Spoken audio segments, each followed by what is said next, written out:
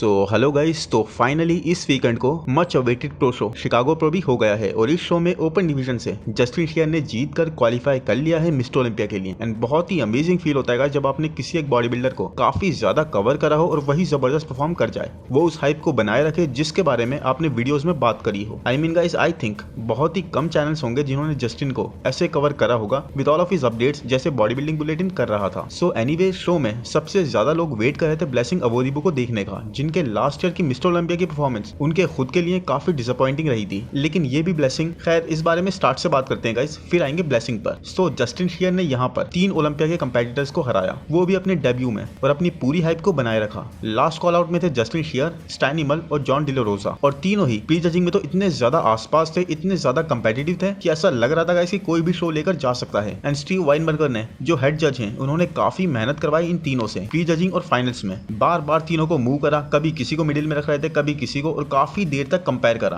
क्योंकि it was so damn difficult to decide कि किसको टाइटल दिया जाए। तो जॉन डी ला रोसा, जो यहाँ पर आए सेकंड, उन्होंने काफी एक गैप के बाद स्टेज पर ये कमबैक करा है। जॉन बहुत ही अमेजिंग मसल मास होल्ड कर रहे थे एंड उनका फ्रेम भी काफी फिल्ड आउट लग रहा था with decent conditioning and great separation in muscles. बस सिर्फ गाइस साइड पोजीज में जॉन के लेग्स, स्टैनिमल और जस्टिन शियर दोनों के ही कंपैरेटिवली लैग करते हुए दिखे in terms of size and upper body और लोअर बॉडी के प्रोपोर्शंस साइड पोजीज में एक थोड़े से डिस्प्रोपोर्शनेट से भी लगे। सो थर्ड यहाँ पर आया स्टैनिमल, जो आई थिंक मुझे लग रहा था कि सेकंड आ जाएंगे, और मैन स्टैनिमल तो हर एक शो में अपनी कंडीशनिंग के स्टैंडर्ड्स को सरपास कर रहे हैं। यस गाइस, स्टैनिमल कंडीशनिंग वाइज खुद को ही बीट कर रहे हैं हर न्यू शो में। ये क्वालिफाइड भी नहीं है मिस्टर ओलंपिया के लिए, and even without being qualified guys, over and over Stanimal prove कर रहे हैं अपनी कंसिस्टेंसी का बेंचमार्क कि किस कंसिस्टेंसी से वो कंडीशन आ सकते हैं। और यही चीज एक डेंजरस होती है गाइस। साइज, शेप, स्ट्रक्चर कुछ भी आपको वो एज नहीं दिला सकता अगर आप ऑफ आ जाओ, बट अगर आप कंसिस्टेंट हो तो बैम आप बीट कर सकते हो एक crazy structured and aesthetic body builder को जो ऑफ हो। सो स्टैनिमल सिर्फ और सिर्फ गाइस साइज से मात खा रहे हैं। तो सी कैसे स्टैनिमल के आर्म्स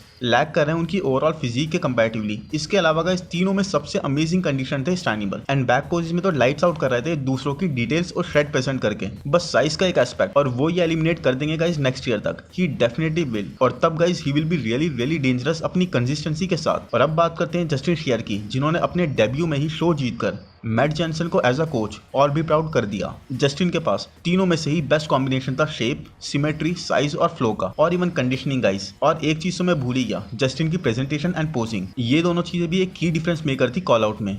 बहुत ही ऑन पॉइंट पोजिंग कर रहे थे जस्टिन, और जस्टिन का फ्रंट डबल बाइसेप्स बॉस, ये तो पूरे लाइनअप में ही नॉन कंपेरेबल था। इतना स्ट्रॉन्ग पोज था ये जस्टिन का। And even back double biceps, क्योंकि ये देखो गाइस जस्टिन का lats to waist ratio, see कितना ज्यादा डिफरेंस है, एक insane lats to waist ratio guys. And इस सब वजह से ही गॉट टू विन। एक अमेजिंग ओवरऑल पैकेज, जबरदस्त विद कैरी कर रहे थे जस्टिन अपनी अपर बॉडी में, और साथ ही जस्टिन के इवन लेग्स भी काफी अच्छी मास होल्ड कर रहे थे। तो मैट जॉनसन को मानना पड़ेगा गाइस, आई मीन हमेशा ही मैट भी अपने हर एथलीट को क्रेजी पीक लेकर आ रहे हैं हर एक न्यू शो में। और इस साल ऑलरेडी 6 क्वालिफाइड बॉडी बिल्डर्स हैं मैट जॉनसन के, जो मिस्टर ओलंपिया में हमें दिखने वाले हैं। तो it is really really impressive. So अब बात कर लेते हैं ब्लेसिंग की। पूरे साल ब्लेसिंग कभी इससे पंगा, कभी इसको कुछ बोल देना, ये सब चीजें करते रहते थे, और मिस्टर ओलंपिया में काफी ऑफ दिखाई दिए। फिर ब्लेसिंग ने एक कमाल करा इस पूरे साल गाइस, इस पूरे साल ब्लेसिंग ने कोई भी शिट टॉक या फिर कंट्रोवर्सी में नहीं पड़े। He kept on working and working and working. Blessing ने बहुत पहले से अनाउंस भी कर दिया कि वो इस साल 3 शोज करेंगे, शिकागो, टैंपा और टेक्सास। वो पूरा एक प्लान फॉलो कर रहे थे। और एक और धमाका करा ब्लेसिंग ने, जब ब्लेसिंग ने कहा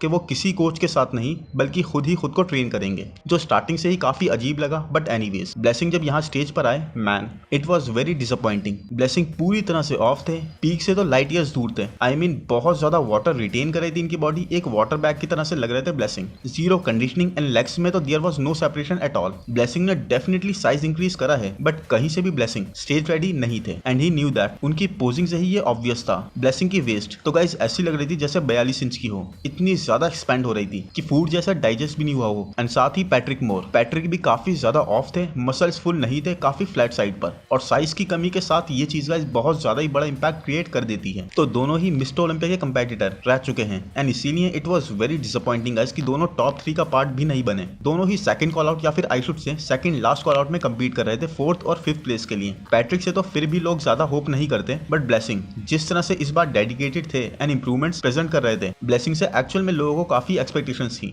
बट जैसा मैं रिसेंट कुछ वीडियो से कह रहा हूँ guys, a coach is a must. आप पूरी अपनी प्रेप अच्छी कर सकते हो, बट लास्ट के कुछ दिनों में मैनिपुलेशन के टाइम पर आपको चाहिए एक एक्स्ट्रा पेयर ऑफ आईज जो सॉल्ट का, कार्ब इंटेक का, वाटर लोड का, हर चीज का ध्यान रखे। एंड फिर चाहे पूरे साल ब्लेसिंग ने बहुत अच्छा करा हो, स्टेज पर वो जीरो पता लगता है। सो ब्लेसिंग की यहाँ पर आई 4th प्लेस और 5th पर आए पैट्रिक मोर, जबकि आई वाज थिंकिंग कि पैट्रिक को 4th पर प्लेस होना चाहिए था, क्योंकि पैट्रिक ब्लेसिंग से ज्यादा हार्डर और कंडीशन थे। बट वही है गाइस, पैट्रिक का साइज इतना ज्यादा लैग करता है कि आई डोंट नो मैन अब वो क्या करेंगे, क्योंकि इतना अच्छा ऑफ सीजन लेने के बाद भी आपका साइज इस तरह से लैग कर रहा है। तो या तो आपकी बॉडी उस तरह से ग्रो ही नहीं कर पा रही, और या फिर आप उस तरह से इन सब चीजों को अपनी बॉडी में इंट्रोड्यूस नहीं करना चाहते हैं, ड्रग्स एंड ऑल को। तो दोनों ही कंडीशंस में guys Patrick must sit and decide कि व्हाट डज ही वांट, क्योंकि गाइस एक अच्छा स्टेज से गैप लेने के बाद भी जब आप एक शो में लास्ट प्लेस होते हो और दूसरे में 5th, तो it really is saddening. And blessing की बात करें तो उनके पास आई थिंक यही एक स्ट्रॉन्ग मौका था टू क्वालिफाई। अब आगे ब्लेसिंग के दोनों ही शोज काफी डिफिकल्ट हैं, एक में सिर्फ हंटर हैं और दूसरे में टेक्सास की तो बात ना ही करें तो अच्छा है, क्योंकि वहां पर हंटर, कार्लोस और एंड्रयू जैक कोई चांस नहीं है ब्लेसिंग का। बट यहीं पर गाइस ब्लेसिंग अपना वर्स्ट शेप ले आए। उसके बाद ब्लेसिंग ने ये पोस्ट डाला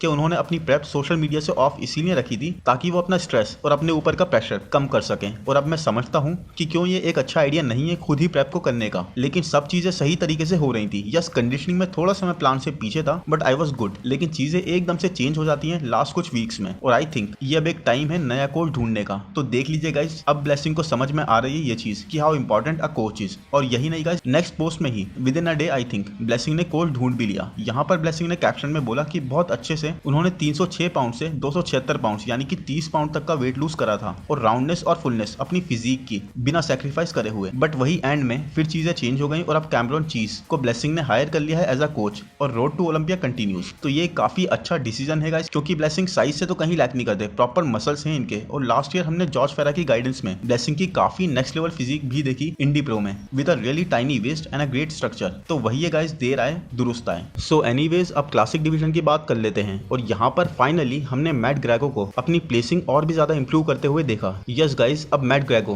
प्लेस हुए हैं सेकंड पर, और ऑलमोस्ट स्टार्ट से ही मैट ग्रेगो और मार्कस पेरी ने ही स्टेज के मिडिल स्पॉट को होल्ड करके रखा हुआ था। एक काफी नेल बाइटिंग बैटल थी दोनों में ही, जहां कंडीशनिंग वाइज और साथ ही क्लासिक स्ट्रक्चर वाइज दोनों ही काफी कंपेटिटिव थे। बट मार्कस के तो मैं आपको सिर्फ ये 2 पोज दिखाऊंगा, और मुझे पता है कि आप खुद मुझे बता दोगे कि कैसे मार्कस जीत गए। ये देखो, yes guys, crazy level of lat development Marcus की। बैक जबरदस्त डेवलप्ड थी, front relax, front double biceps and back double biceps में। इस हर पोज में मार्कस सिर्फ मैट को ही नहीं बल्कि हर एक कंपेटिटर को खा रहे थे अपने क्रेजी डेवलप्ड लैट्स की वजह से। I mean look at him man, कितने क्रेजी लैट इंसर्शंस हैं, बिल्कुल नीचे आकर लोअर बैक में लग रहे हैं, और जितने नीचे तक हैं उतने ही वाइडर भी हैं, और साथ ही का इस best part is lower lats तक वाइडर डेवलप्ड हैं। तो पूरा एक कप शेप बन रहा है, crazy lat to waist ratio guys. और यहाँ पर देखिए गाइस, मैट कितना लैग करते हुए लग रहे हैं। मैट अगर अपनी बैक को ऐसे डेवलप भी कर लें तब भी गाइस ये जेनेटिकली सुपीरियर वाली बात है, और यहाँ मार्कस को पकड़ पाना is not possible for Matt. और इस तरह से मार्कस क्वालिफाई कर गए हैं क्रिस बमस्टेड को चैलेंज करने के लिए क्लासिक के स्टेज पर। वेल, ये तो एक ऐसे ही बोल दिया मैंने, क्लासिक के स्टेज के लिए क्वालिफाई हुए हैं ये, क्रिस से तो कंपेयर भी होने के लिए कितनों को बीट करना पड़ता है क्लासिक के लाइनअप पर। मैन, एक्सट्रीमली कंपेटिटिव लाइनअप, मतलब इस वक्त क्लासिक में टॉप 3 तो फिर भी डिफरेंशिएटर लगते हैं, बट उसके बाद 4th से लेकर 10th प्लेस के लिए आपको 7 लोग चाहिए, 7 प्लेसेस होती हैं। और अगर आप क्वालिफाइड कंपेटिटर्स की लिस्ट देखोगे तो आप खुद ही 15 कंपेटिटर्स ऐसे निकाल लोगे लिस्ट में जो आपको पक्के टॉप 10 के एथलीट्स लगेंगे, उन 7 पोजीशन के लिए 15 एथलीट। इस तरह से खुद को प्रूव कर चुके होंगे वो सभी। Extreme level of competitive forces in classic physique division. And आज का वीडियो खत्म करते हैं अली बिलाल की अपडेट से। नेक्स्ट है गाइस ये अली बिलाल की लेटेस्ट पोस्ट जो उन्होंने शेयर करी है, और ये है दिल्ली के शेरो क्लासिक से एक दिन पहले की फिजिक चेक। अब यार मैं किसी को कुछ नहीं बोल रहा बुरा वगैरह, वो मैं कह भी चुका हूँ, बट ये फिजिक चेक जस्ट मुझे दिखाना था क्योंकि ये है ही इतना अमेजिंग। एंड मैन, आप बता दो किस लेवल की कंडीशन एंड ड्राई ये फिजिक लग रही है। एंड ऑनेस्टली लाइन्स ही lines, Christmas tree, dryness next level, and even mass guys. चलो जो हुआ सो हुआ, बट अब Ali Bilal is going to compete. And honestly guys, even इस फिजिक के साथ भी अगर इसी पैकेज को रेप्लिकेट कर देते हैं तो अली बिलाल मिस्टर ओलंपिया में अपनी प्लेसिंग लास्ट ईयर से 100% इंप्रूव कर लेंगे। This is some next level shades and dryness guys. बहुत ही अमेजिंग फिजिक, बहुत ही जबरदस्त लाइन्स इनकी फिजिक पर आ रही है। Next level conditioning this is. I hope guys ये वीडियो आपको पसंद आया होगा। पसंद आया है तो प्लीज लाइक कर दो, चैनल को सब्सक्राइब कर दो, नोटिफिकेशन बेल को दबा दो, इंस्टाग्राम पर फॉलो कर लो। Thank you, bye bye.